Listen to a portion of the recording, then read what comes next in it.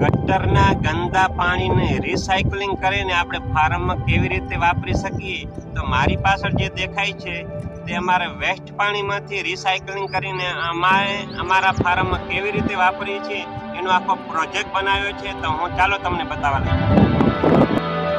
હવે જે ગટરનું જે પાણી આવે છે એ કુંડીની અંદર આવે છે. કુંડીની અંદરથી આ બાજુમાં એક કૂવો બનાવેલો છે.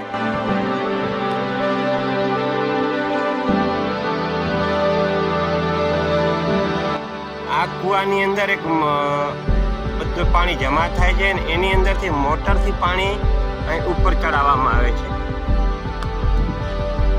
એ આપ જોઈ શકો છો. જે કૂવામાં જમા થયેલું છે એને ઉપરની હોજમાં ચડાવવા માટે અમે મોટર ગોઠવેલી છે અને મોટરમાંથી પાણી ઉપર 3 હોજ ગોઠવેલી છે. એની અંદર પાણી જાય છે. મોટરનો જે પાણી અમે ઉપર ચડાવી છે આની અંદર 3 હોજ બનાવેલી છે. પહેલી હોજ, બીજી હોજ અને ત્રીજી હોજ, એમ કરીને પાણી ટ્રાન્સફર થતા ચોખ્ખું પાણી થઈ જાય છે. પછી લાસ્ટમાં ખુલ્લા હોજની અંદર જાય છે. એ પણ તમને ચાલો બતાવું. 3 હોજનું ટ્રાન્સફર થઈને પાણી અમારે આ હોજની અંદર આવે છે, એકદમ ગળાઈને રિસાયકલિંગ થઈને.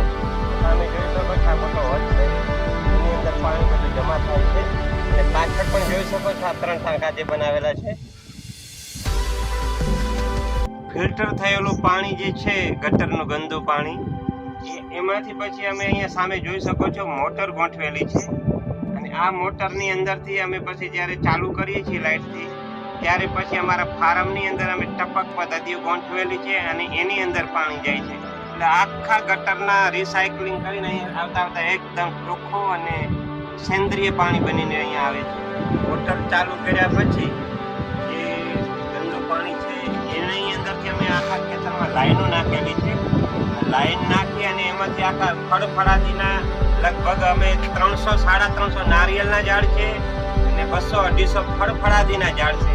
એ બધા ઝાડની અંદર અમે ટપક પદ્ધતિ ગોઠવી છે. તો તમે આ પાછળ સામે જોઈ શકો છો. જેટલા ઝાડ દેખાય છે એમાં આ વેસ્ટ પાણીમાંથી અમે ટપક પદ્ધતિ દ્વારા એને પાણી આપી છે અને એકદમ સરસ અમે માનસ મંદિરના બાળકો માટે ફાર્મ તૈયાર કરી રહ્યા છીએ અને બહુ સરસ અમારો સક્સેસ પ્રોજેક્ટ થયો છે. બેસ્ટમાંથી બેસ્ટ.